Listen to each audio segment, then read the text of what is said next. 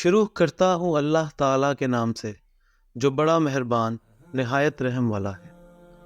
حضرت عمر بن خطاب رضی اللہ تعالیٰ عنہ بیان کرتے ہیں، ہم ایک روز رسول اللہ صلی اللہ علیہ وسلم کی خدمت میں حاضر تھے کہ اس اثنا میں ایک آدمی ہمارے پاس آیا جس کے کپڑے بہت ہی سفید اور بال انتہائی سیاہ تھے۔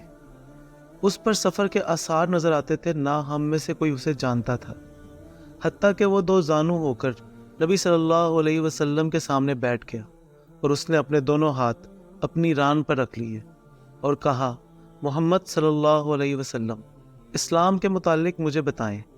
آپ صلی اللہ علیہ وسلم نے فرمایا، اسلام یہ ہے کہ تم گواہی دو کہ اللہ کے سوا کوئی معبود برحق نہیں، اور یہ کہ محمد اللہ کے رسول ہیں، نماز قائم کرو، زکوٰۃ ادا کرو، رمضان کے روزے رکھو، اور اگر استطاعت ہو تو بیت اللہ کا حج کرو۔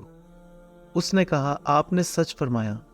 ہمیں اس سے تعجب ہوا کہ وہ آپ سے پوچھتا ہے اور آپ کی تصدیق بھی کرتا ہے۔ اس نے کہا، ایمان کے بارے میں مجھے بتائیں۔ آپ صلی اللہ علیہ وسلم نے فرمایا، یہ کہ تم اللہ پر، اس کے فرشتوں، اس کی کتابوں، اس کے رسولوں اور یوم آخرت پر ایمان لاؤ، اور تم تقدیر کے اچھا اور برا ہونے پر ایمان لاؤ۔ اس نے کہا، آپ نے سچ فرمایا۔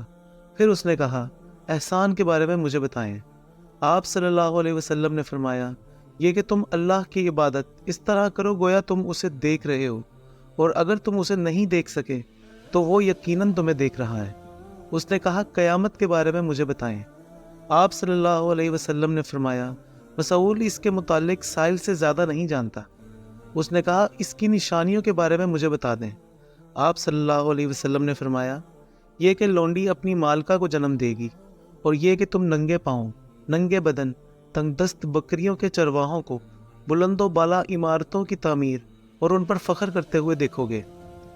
عمر رضی اللہ تعالیٰ عنہ نے بیان فرمایا، پھر وہ شخص چلا گیا۔ میں کچھ دیر ٹھہرا، پھر آپ صلی اللہ علیہ وسلم نے مجھ سے پوچھا، عمر کیا تم جانتے ہو سائل کون تھا؟